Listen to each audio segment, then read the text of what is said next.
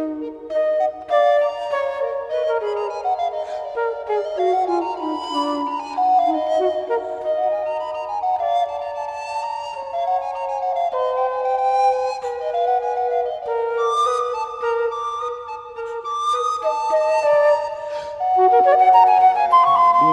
buenos días. Nos convoca acá una nueva conferencia de las acostumbradas que se llevan a cabo acá en el Centro Internacional Miranda. En esta ocasión estará a cargo del profesor Domingo Medina en el marco de la Cátedra Libre, Democracia Participativa y Protagónica, y en el ciclo a 100 años del sistema de su siembra Chávez Vive. La conferencia se titula Chávez y el poder electoral venezolano. Un agradecimiento a los invitados, profesora María Gilda Castellano, profesor, y el personal acá del CIN. Bien. El profesor Domingo Medina, conocido ya por muchos acá, pero no está de más referir su currículo. Es politólogo por la Universidad Central de Venezuela, con diploma de estudios avanzados del programa de doctorado en Ciencia Política por la Universidad Autónoma de Madrid. Ha ejercido los cargos de director de recursos documentales, investigación y desarrollo, además de director general adjunto de la Escuela Nacional de la Magistratura. Docente de instituciones como el Instituto de Altos Estudios del Poder Electoral, la Escuela Nacional de la Magistratura y del Círculo Judicial Penal Militar y la Universidad Bolivariana de Venezuela. Docente del programa de formación de grado de Estudios Políticos y de Gobierno de la Universidad Bolivariana de Venezuela, donde fue además su coordinador nacional. Sus publicaciones aparecen en la revista magistral de la Escuela Nacional de la Magistratura, además de que coordinó el capítulo sobre el sistema electoral en el libro El modelo electoral venezolano, publicado por el CNE. Y actualmente está a cargo como presidente del Centro Internacional Miranda. Entonces, sin más que agregar, dejamos en la palabra al profesor Domingo Medina. Gracias. Muy buenos días, muchísimas gracias, Gustavo, primero por la presentación y por acompañarnos en estas actividades del Centro Internacional Miranda. Como tú has dicho, esta conferencia de Chávez y el poder electoral se enmarca en el ciclo de conferencia que el Centro Internacional Miranda ha programado para conmemorar los 10 años de la siembra del comandante Hugo Chávez, que como todos saben se va a estar realizando el 5 de marzo venidero. Además también este ciclo de conferencias es bastante sentido, no solamente por el mismo hecho de que estamos conmemorando los 10 años de la siembra del comandante Chávez y todo lo que hemos vivido en Venezuela desde entonces, sino porque es un momento muy propicio para nosotros como venezolanos y como venezolanas pasar un poco, digamos, revista a todo lo que ha significado para nosotros Hugo Chávez desde que, al menos para la gran mayoría de venezolanos y venezolanas, lo conocimos aquel 4 de febrero de 1992. Si comparamos con lo que fue la trayectoria política de muchos otros personajes en la historia de Venezuela, los apenas 20 años que públicamente conocimos al comandante Chávez marcó una diferencia fundamental con respecto a lo que, insisto, otras personas, otros personajes, otros actores políticos que dedicaron toda su vida a la política en Venezuela no llegaron a tener. Por supuesto, también traerles el saludo de la doctora Tibisay Lucena, nuestra ministra del Poder Popular para la Educación Universitaria, quien no solamente a nosotros en el CIN nos ha impulsado a realizar este tipo de actividades en conmemoración de los 10 años de la siembra del comandante Chávez, sino que para el tema que nos convoca hoy, con el tema que voy a conversar con ustedes sobre Chávez y el poder electoral, si alguien ha tenido una participación decisiva, ha sido la doctora Tibisay Lucena en su etapa como presidenta del Consejo Nacional Electoral. Así que bueno, nuestros saludos también para la doctora Tibisay Lucena. Antes de comenzar propiamente a conversar con ustedes y de entrar en materia, me gustaría poner un video que elaboraron los compañeros del Instituto Hugo Chávez, relacionado, por supuesto, con el tema que vamos a estar tratando hoy. Los compañeros que estén siguiendo la transmisión por nuestro canal de YouTube pueden conseguir el video también. No lo vamos a estar transmitiendo aquí directamente, pero pueden conseguir este video. Se llama Chávez Triunfador y lo elaboraron los compañeros, como dije, del Instituto Hugo Chávez. Adelante, por favor, si son tan amables.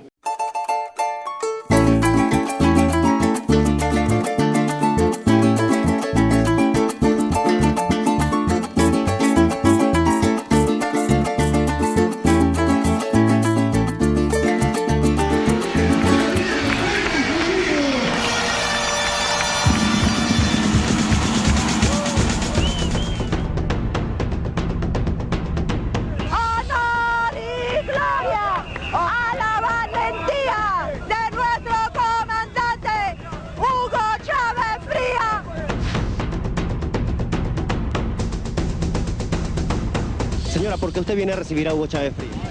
Mira, porque nosotros clamamos al comandante Hugo Chávez Frías, porque esa fue la salvación de la democracia, de todos los corruptos que estaban hundiendo al pueblo venezolano. Porque ese es el verdadero libertador de la patria, el que nos liberó de la corrupción, de la que dice que es la democracia, pero no la es una dictadura. Venezuela comenzó a transitar un camino de libertad. Y contentos estamos todos por su salida del comandante Hugo Chávez Frías. ¿Cuál es la lucha de los hombres para lograr la paz? El movimiento bolivariano revolucionario 200 va a la calle, a la carga, a tomar el poder político en Venezuela. Va a demostrarle a los politiqueros venezolanos cómo se conduce un pueblo hacia el rescate de su verdadero destino. Su primera jornada electoral como candidato se produjo pocos años después de su gesta heroica del 4 de febrero. En 1998, Hugo Chávez rompió con la estructura bipartidista venezolana al llegar con un movimiento revolucionario a una victoria electoral. Fue un triunfo sin precedentes en la historia venezolana. Sobre esta moribunda Constitución haré cumplir, impulsaré las transformaciones democráticas necesarias para que la República Nueva tenga una carta magna adecuada a los nuevos tiempos, lo juro. El 30 de julio del 2000, ya con una nueva constitución, se realizaron las elecciones generales para relegitimar todos los poderes. En ese entonces, Hugo Chávez ganó con el 59,76% de los votos.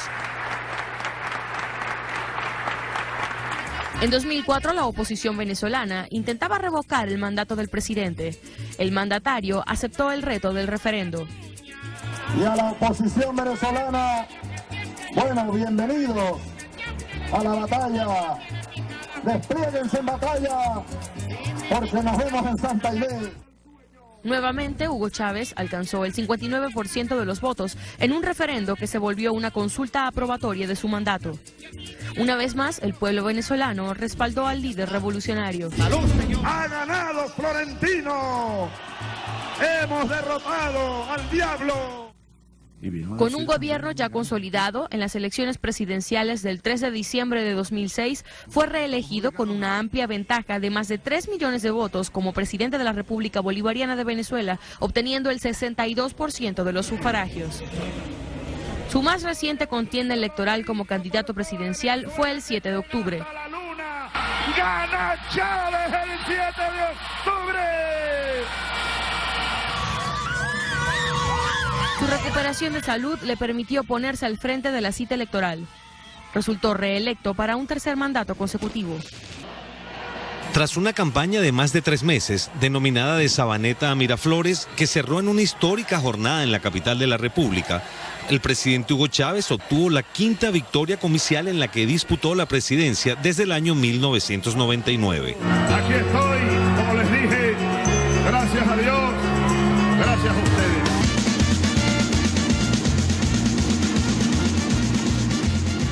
Luego de conocerse el resultado, Chávez salió al balcón del pueblo. Ahí demostró su condición de estadista al convocar una vez más a la oposición a trabajar por el bien común del país. A los que andan promoviendo el odio, a los que andan promoviendo el veneno social, a los que andan siempre tratando de negar todas las cosas buenas que ocurren en Venezuela, los invito al diálogo, al debate y al trabajo conjunto por la Venezuela bolivariana. Fue una batalla perfecta en toda la línea, una batalla democrática. La imagen más conocida eran las celebraciones de sus victorias junto a los venezolanos en el conocido Balcón del Pueblo, espacio del Palacio de Miraflores, donde Chávez sellaba sus batallas al filo de la noche. ¡La victoria siempre!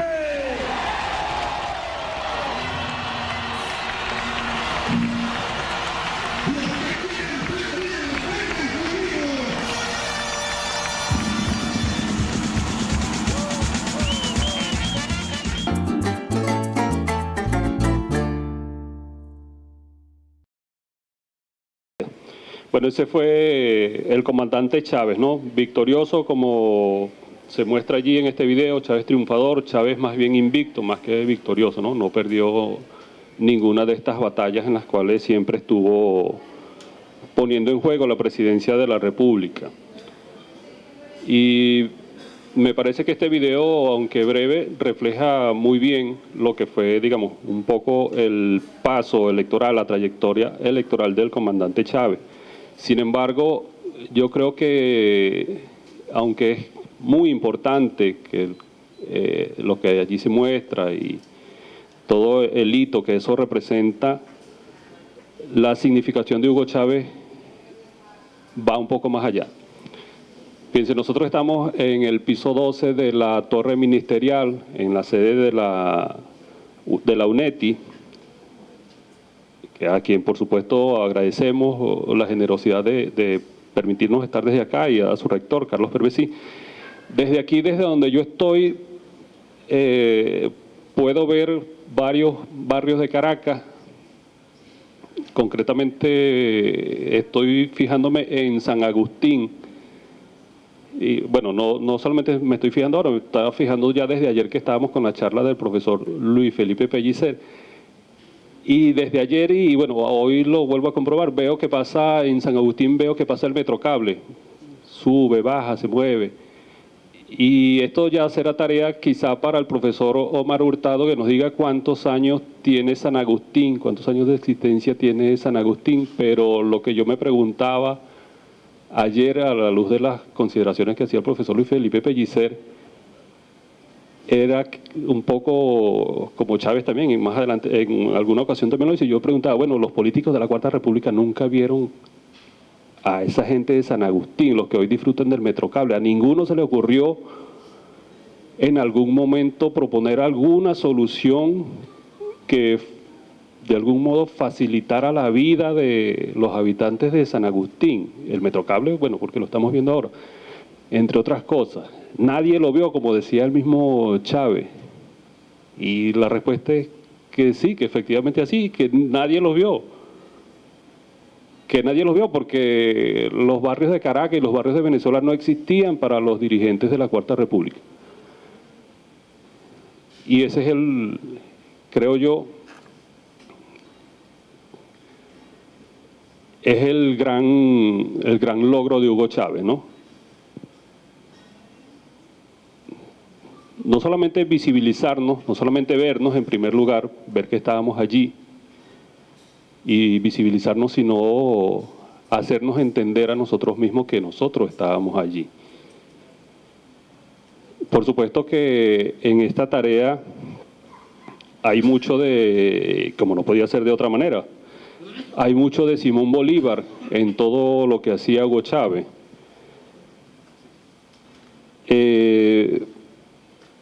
Y reconocernos, especialmente en el marco de la charla que estamos trayendo hoy, de estas reflexiones que traigo para compartir con ustedes de Chávez y el poder electoral, significaba entonces reconocernos en primer lugar como un cuerpo electoral, como comunidad política, pero más allá de eso, reconocernos como un pueblo soberano. Ese creo yo que fue el... Bueno, no sé, yo creo que fue el gran logro de Hugo Chávez, ¿no? Hay muchísimos, seguramente otros compañeros, otros analistas, otros profesores, profesoras, nos van a señalar con justa razón también otros hitos, otros aportes, otros logros del comandante Hugo Chávez, pero me parece que uno de los más significativos es hacer que nosotros, venezolanos y venezolanas, nos reconociéramos como pueblo. Recordaba esto que comento de San Agustín, me hacía recordar, y creo que lo comenté en una conferencia anterior, una vez que Chávez refería a la inauguración del centro penitenciario de Coro, en el cual se gastaron $500 millones, refería a Chávez, y los más modernos, equipos y qué sé yo. Pero antes de llegar a ese centro penitenciario, Chávez, como era su costumbre, que iba manejando un carro y se paró en un caserío, un rancherío que había cerca de ese centro penitenciario, y se paró allí, se tomó un café, y la gente, Chávez, como hacían todo el tiempo, ¿no? En todas partes que Chávez llegaba, Chávez, no tenemos agua, Chávez, no tenemos no sé qué cosa. Y Chávez le pregunta al ingeniero, mire, ingeniero, y dime, ¿cuánto fue que ustedes ganaron? $500 millones, comandante, y con los sistemas más modernos. ¿Y cuántas veces pasaste por aquí? ¿Cuántas veces comiste empanada aquí? ¿Cuántos cafés te tomaste tú aquí? Bueno, muchas veces, comandante. Y nunca se te ocurrió preguntarle a esta gente si tenía agua, nunca se te ocurrió preguntarle si necesitaban algo, que cómo estaban sus casas, si tienen gotera. Bueno, creo que ese era Chávez, y ese Chávez que era decolonial, como insistía ayer Luis Felipe, fue el que nos llevó a nosotros también, de un modo que podemos también enmarcar quizá en esa misma propuesta del profesor Luis Felipe Pellicer, hacer que nosotros decolonialmente también nos reconociéramos como pueblo, ¿no? Me parece que eso también es un avance muy significativo. Fíjense, por ejemplo, para hacer algunas comparaciones que, bueno, siempre son buenas para ver de dónde venimos y para dónde vamos, y lo que para mí significa que nosotros nos hayamos constituido primero como cuerpo electoral, como miembros de una comunidad política y por supuesto como un pueblo soberano. En el momento de la elección del comandante Chávez en 1998, el 20% de los venezolanos que tenían derecho a votar no estaban inscritos en el registro electoral.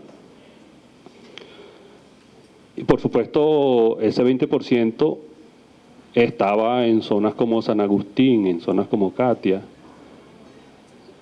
en el cementerio, por hablar de aquí de Caracas, ¿no? Y en los barrios populares también de otras ciudades y de nuestros pueblos en Venezuela, ¿no? De hecho, en algunos estudios que se han hecho en el Consejo Nacional Electoral se refiere que durante la Cuarta República no solamente sucedía que el 20% de las personas que tenían derecho a votar no estaban inscritas en el registro electoral, lo que de algún modo ya aumentaba muchísimo más los niveles de abstención, que eran altos, por lo menos en las últimas elecciones de la Cuarta República, sino que muchísimas veces los venezolanos y venezolanas tenían que recorrer más de 10 kilómetros para ir a votar. Lo conozco yo de manera, digamos, muy cercana, porque mi familia es de un campo en el estado Lara. Había una escuela rural donde ellos iban a votar y para llegar a esa escuela rural tenían que caminar varios kilómetros. Nunca dejaron de hacerlo, ¿no? Ya después, por supuesto, se mudaron al pueblo, en el pueblo hay más escuelas y bueno, ya incluso allí nos fueron socializando a nosotros en esa práctica de votar, en ese ejercicio de la democracia. Otro aspecto, digamos, antes o para el momento de la victoria del comandante Chávez, de la primera victoria, y con respecto a la configuración de nuestro sistema electoral, es que había para ese momento cerca de 8.000 centros electorales y cerca de 15.000 y tantas, casi 16.000 mesas electorales. Por supuesto, estos centros y estas mesas ubicadas casi siempre en las zonas urbanizadas, de fácil acceso para las clases medias, casi siempre, ¿no? A través de distintos sistemas de transporte, y muy pocas veces en sitios como San Agustín o en sitios como La Vega, como el Cementerio, como Katia, etcétera, etcétera, ¿no? Hoy en día hemos pasado, dependiendo de las últimas elecciones, pero en las últimas estaban alrededor de 35.000 mesas, casi 20.000 centros, y cerca de 35.000 mesas, en algún momento fueron casi 40.000 mesas, en algunas elecciones anteriores, y la brecha electoral de las personas que tenían o que tienen en este momento edad para votar y están inscritas en el registro electoral está más bien cercana o rondando el 2%, a veces ha estado un poquito menos, quizá un poquito más, pero está por allí, ¿no? Que son, obviamente de los que recién cumplen 18 años y todavía no se incorporan al registro electoral. Es en esa tarea, como dije, de cambio de nuestro sistema electoral, de nuestro poder electoral más bien, creo que, no porque sea nuestra jefa hoy en día, pero creo que hay que reconocer el mérito que tuvo la doctora Tibisay Lucena cuando estuvo al frente del Consejo Nacional Electoral, que tuvo la puntería, que tuvo el tino de interpretar muy bien las propuestas que en esta materia estaba haciendo el comandante Chávez. En algunas conversaciones con la ministra Tibisay Lucena nos ha referido, por ejemplo, y parte del equipo que la acompañó allí, que de lo que se trataba era de ver justamente a las personas, ¿no? Que es lo que hizo Chávez y que es lo que estamos refiriendo, de ver a las personas que están, de ver al pueblo, y convertir al Consejo Nacional Electoral o de convertir al Poder Electoral en una institución que efectivamente garantizara los derechos políticos, en este caso los derechos electorales de venezolanos y venezolanas. Por eso, no solamente el aumento de los números de centros y el aumento del número de mesas de votación, sino de acercar los centros y acercar las mesas de votación allí a los sitios donde vive la gente, que no tuvieran que trasladarse, en algunos casos, varios kilómetros, pero que tampoco significara para los venezolanos y venezolanas un gasto excesivo en transporte.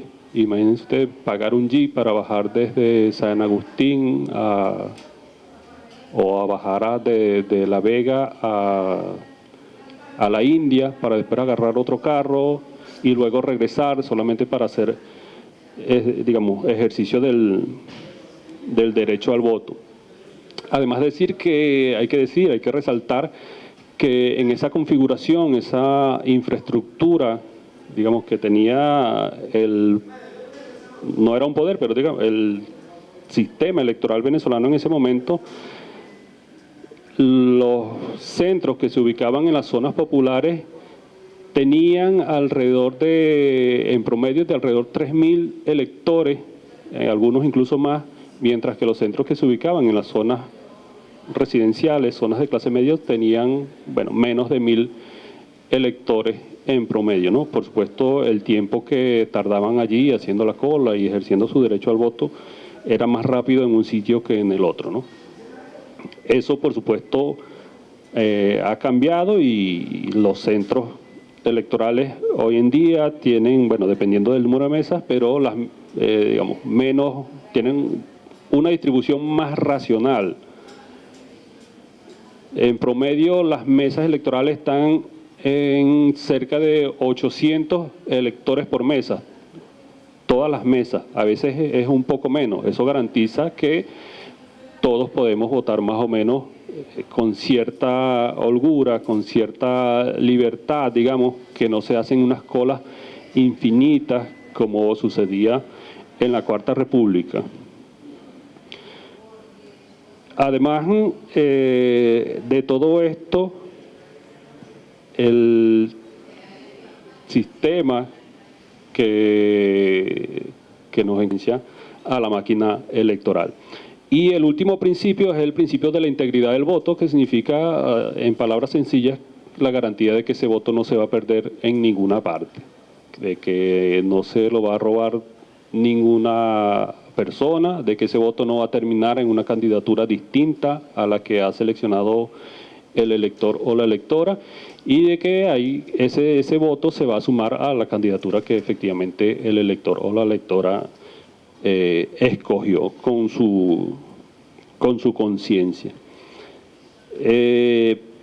Para garantizar ello, no solamente tenemos, como dije, el proceso de automatización que garantiza procesos informáticos y automatizados para que se pueda verificar efectivamente la identidad del elector, para evitar que haya personas con 2 o 3 posibilidades de ejercer el voto, para garantizar que el voto sea efectivamente secreto y para garantizar que el voto vaya a la sumatoria de la candidatura que el elector o la electora haya escogido.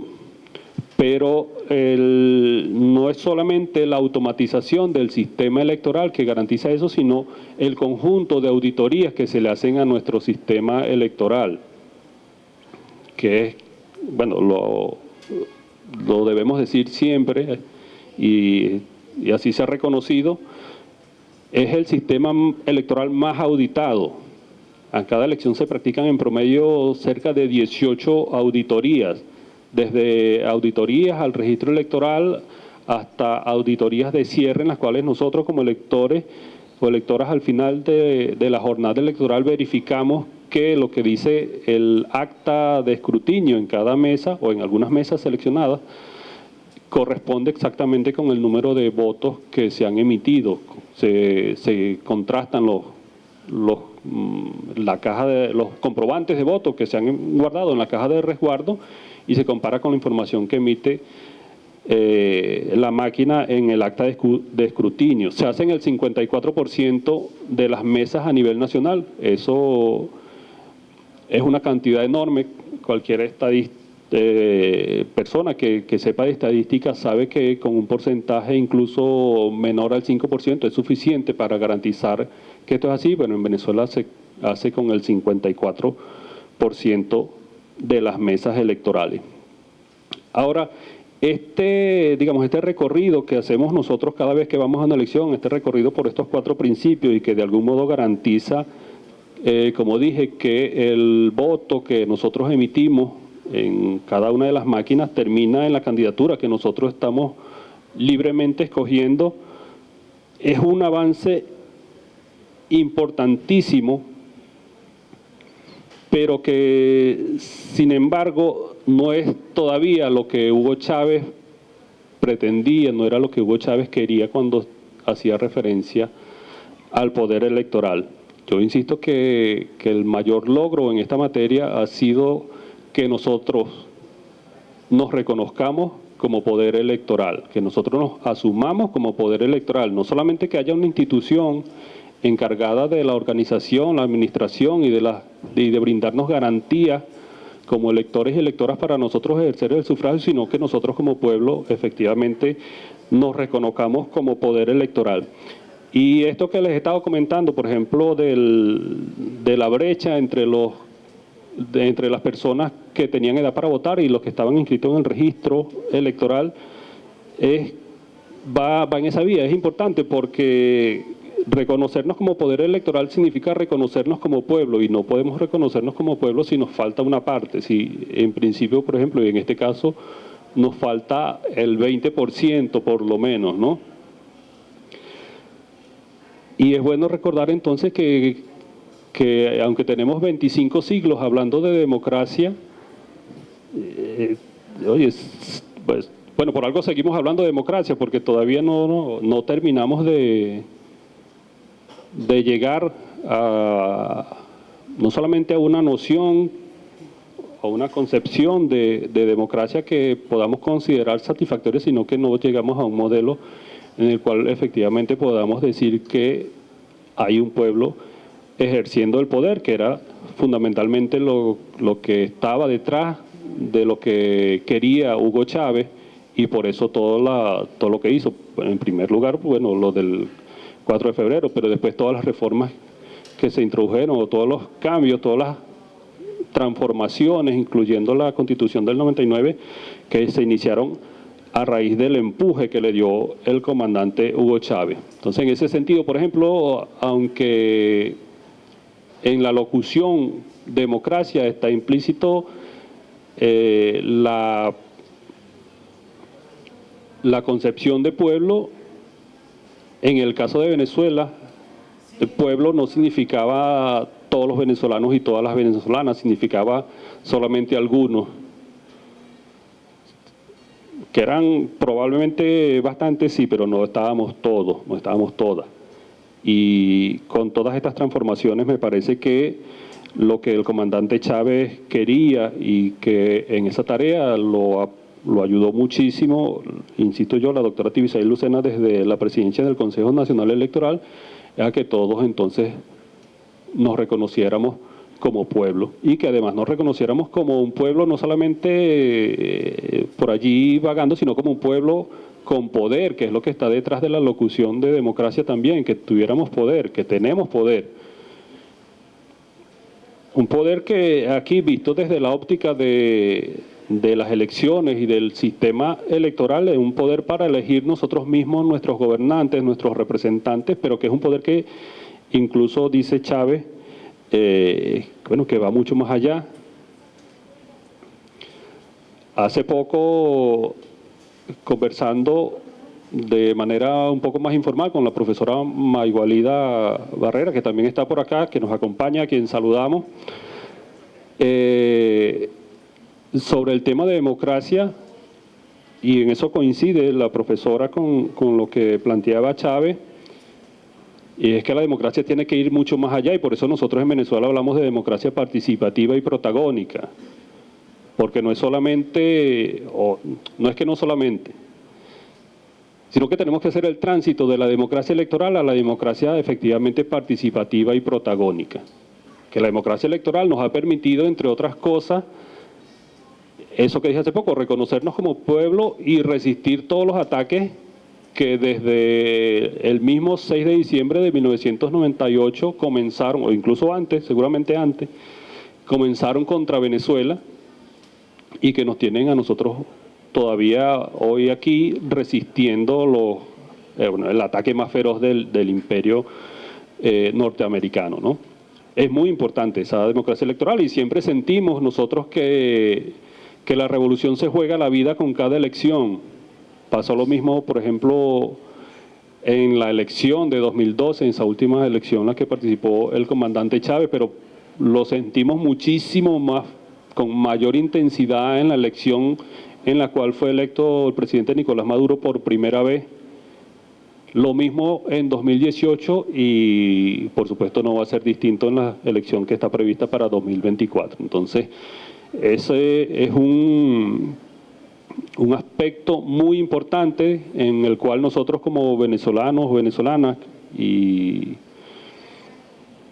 como revolucionarios, me atrevo a decir, e incluso los que no se consideren a sí mismos revolucionarios, los que se consideren a sí mismos como venezolanos, como nacionalistas, como patriotas, aunque no necesariamente coincidan con nuestras posiciones desde el chavismo, están llamados a defender la soberanía de Venezuela, a defender un camino propio, a no depender de imposiciones de otros países, ¿no? Pero digo, y eso lo reconoce la Constitución, este tránsito que nosotros debemos hacer de la democracia electoral a la democracia participativa y protagónica, lo reconoce la Constitución, incluso de entrada en los principios fundamentales, cuando dice la soberanía reside intransferiblemente en el pueblo, quien ejerce de manera directa a través de las formas establecidas en esta Constitución y de manera indirecta a través del sufragio. Entonces, esa democracia electoral, aunque indirecta, como como ejercicio de soberanía indirecta, como dice la misma Constitución, ha sido fundamental para que nosotros en Venezuela, primero de la mano de Hugo Chávez y hoy en día bajo la presidencia del presidente Nicolás Maduro Moro, podamos mantener nuestro rumbo, nuestro modelo, que es propio, que es soberano y que no está exento de errores, no está exento de equivocaciones, de contradicciones, pero es el que nosotros soberanamente hemos escogido, sin dictados de nadie, sin dictados de ningún otro tipo. Entonces, en ese tránsito de la democracia participativa y protagónica, permítanme, por ejemplo, leer algunas de las cosas que decía el comandante Chávez cuando presentó su proyecto de constitución ante la Asamblea Nacional en 1999. Chávez decía, por ejemplo, clamo porque rompamos el esquema clásico de la democracia liberal, de los tres poderes. Eso no tiene que ser así para siempre. Necesitamos un nuevo concepto de Estado, una nueva arquitectura del poder, una auténtica democracia representativa, participativa y protagónica. Y ese es, además de los 5 poderes, otro de los conceptos que aquí se recogen en el proyecto que estaba presentando a la Asamblea Nacional Constituyente en ese momento.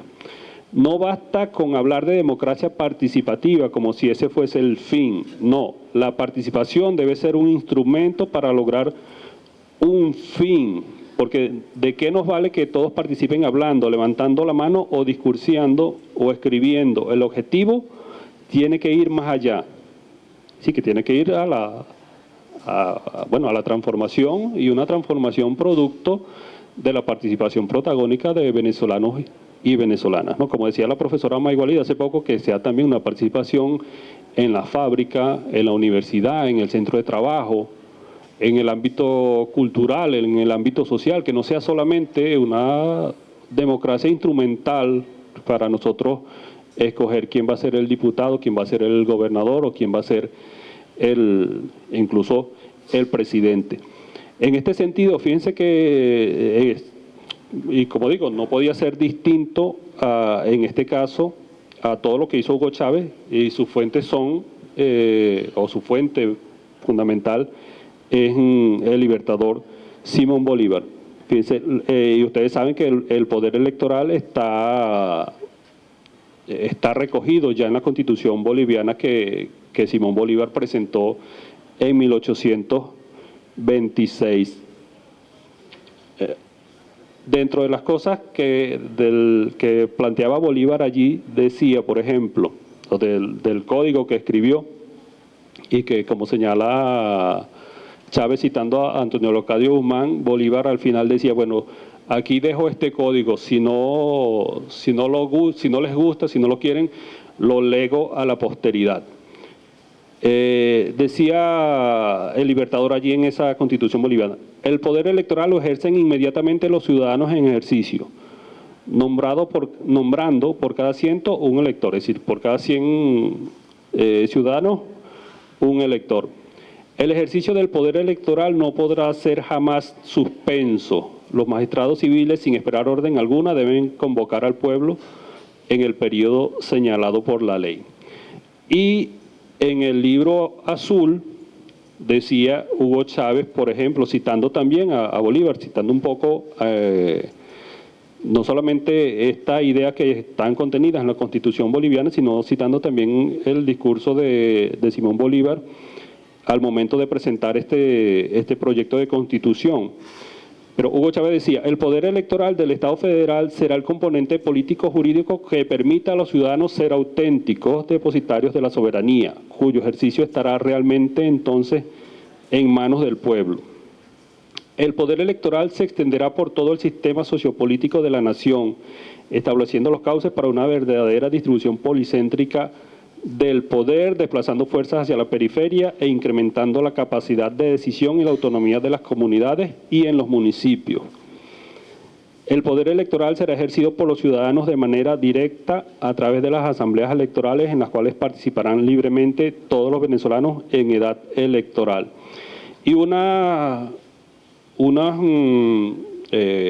propuestas del comandante que finalmente no se terminaron recogiendo, por supuesto, ni en la Constitución ni en la configuración de nuestro actual poder electoral entendido como institución, decía el comandante, por ejemplo, o proponía el comandante, la Asamblea Electoral Municipal elegirá a los miembros del Consejo Electoral del municipio en número proporcional a la población del mismo.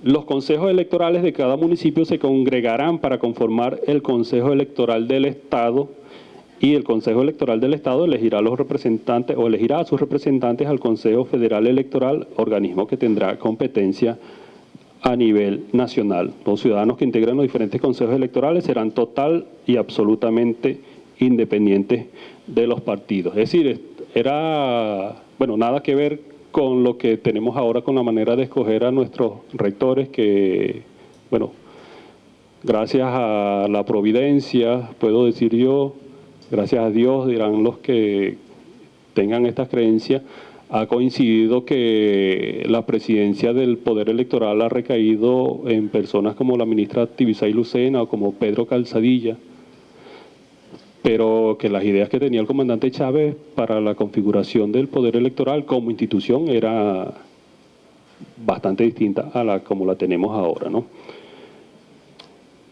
Y hemos tenido muchísimos adelantos, ¿no?, con la configuración que finalmente ha quedado, y el comandante mismo en muchas ocasiones reconocía el trabajo no solamente de las autoridades del Consejo Nacional Electoral, sino fundamentalmente de todos los trabajadores y trabajadoras del Consejo Nacional Electoral, porque detrás del conocimiento, de la ingeniería que hay detrás de la máquina cuando nosotros pulsamos la pantalla, hay cientos de trabajadores y trabajadoras del Consejo Nacional Electoral que hacen posible que para nosotros votar sea una cosa de 1 minuto o menos.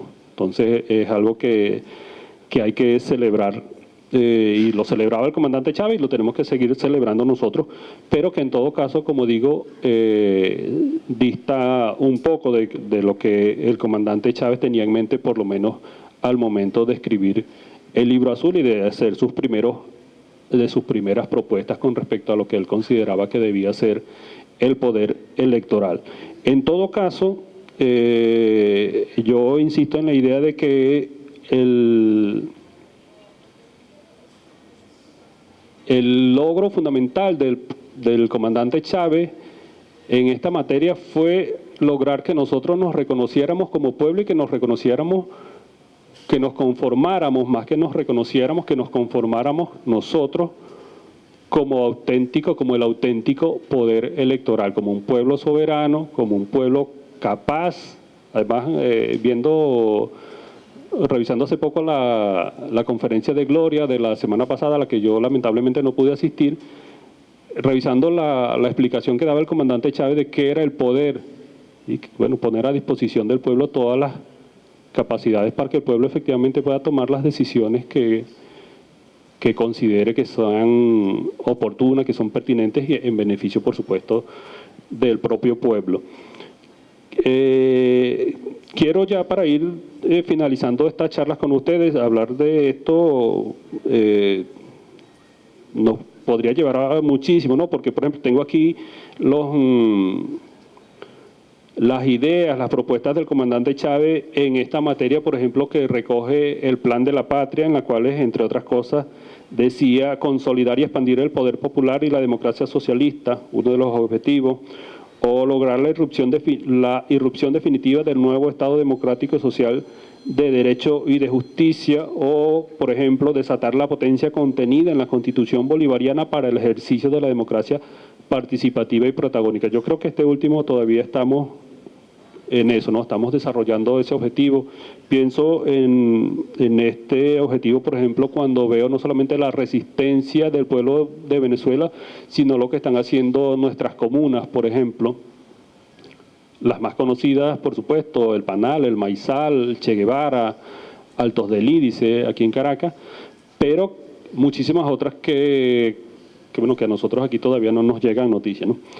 Es decir, hablar sobre esto, sobre Chávez y el poder electoral, Chávez y las elecciones, Chávez y la configuración de nosotros como poder electoral, del pueblo como poder electoral, efectivamente puede dar para una buena charla, una buena conversadita que nos lleve más tiempo, pero quiero ir ya finalizando con algo que ayer refería a Luis Felipe Pellicer en su charla sobre descolonización. Luis Felipe decía, estamos viviendo el momento mesiánico del liderazgo de Hugo Chávez. No es que nosotros que conocimos o que vivimos la época de Chávez, no, todavía estamos viviendo la época de Hugo Chávez, decía Luis Felipe. Que podemos traducir esas palabras de Luis Felipe también a unas palabras que quizá pudo haber pronunciado el comandante Chávez, es que nosotros todavía estamos viviendo un momento constituyente. Desde 1999 hasta hoy, 23 de febrero de 2023, estamos en pleno proceso constituyente. En determinados ambientes, especialmente de politólogos, por ejemplo, se suele criticar mucho, por ejemplo, los avances o más que los avances, las dificultades que han tenido los consejos comunales, las comunas y las distintas formas de organización y de participación popular, y en líneas generales las dificultades o los obstáculos que se nos han presentado en Venezuela para efectivamente poder decir que tenemos una democracia participativa y protagónica. Algunos incluso señalan que, bueno, como fracasaron los consejos comunales, fracasó el modelo de democracia. Y bueno, nosotros tenemos apenas 20 años con revolución, ¿no? Estamos hablando de democracia desde hace 2500 años y todavía no tenemos una definición mínimamente aceptable de democracia, pero quieren que el pueblo de Venezuela en 20 años tenga ya la solución, ¿no? Estamos construyendo, la estamos trabajando, estamos todos los días en eso, ¿no? Entonces creo que para allá vamos. Me parece que el primer paso que dio el comandante Chávez de lograr que nos conformáramos como poder electoral, efectivamente se logró, efectivamente había que darlo, porque para garantizar todo lo que hemos podido lograr en estos 20 años de revolución y para garantizar que no nos tumben, como efectivamente ha sucedido en estos 20 años, era indispensable que nosotros pudiéramos conformarnos como poder electoral y que además tuviéramos una institución, el poder electoral, ahora sí como uno de los poderes públicos del Estado, que garantizara a los venezolanos y venezolanas el ejercicio efectivo de nuestro derecho al sufragio, de nuestro derecho a escoger cuál iba a ser nuestro rumbo y cuáles iban a ser nuestro gobernante. En la misma onda con el mismo espíritu tal vez de la charla de ayer de Luis Felipe y de Colonial, ahora sí termino con esto, ya he dicho 3 veces que voy a terminar y no lo hago, estoy amenazando. Sí, que solemos escuchar muchas veces que el sistema electoral venezolano es el más perfecto, es el mejor del mundo porque lo dijo Jimmy Carter. Y bueno, no es el mejor porque lo haya dicho Jimmy Carter. Es el mejor porque lo dice, por ejemplo, mi mamá, que es una mujer campesina que no fue a la escuela, pero que va a votar y sabe que su voto cuenta. Es el mejor porque la gente de San Agustín que estamos viendo aquí, la gente del cementerio que estamos viendo aquí, sabe que va a votar y sabe que su voto cuenta. Y que ellos mismos pueden visualizar, que pueden estar en una mesa electoral y pueden ver que efectivamente ese voto está contando. Entonces, digamos, decolonialmente, agradezcámosle al expresidente Jimmy Carter sus palabras sobre nuestro sistema electoral, pero ya está bien que digamos que es el mejor porque lo dijo Jimmy Carter, es el mejor porque lo decimos los venezolanos y las venezolanas. Así que bueno, muchísimas gracias.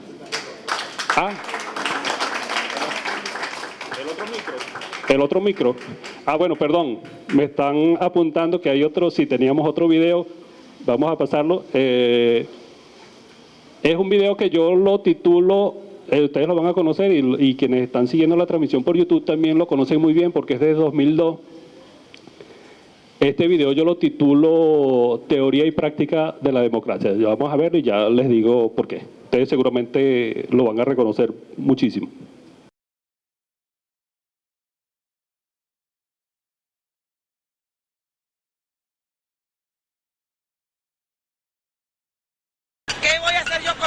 Yo voté por Chávez, yo quiero que Chávez termine su mandato, porque si esto es democracia, debe dársele respeto a las leyes. People have decided to march on the palace. ¡Lo tienen secuestrado!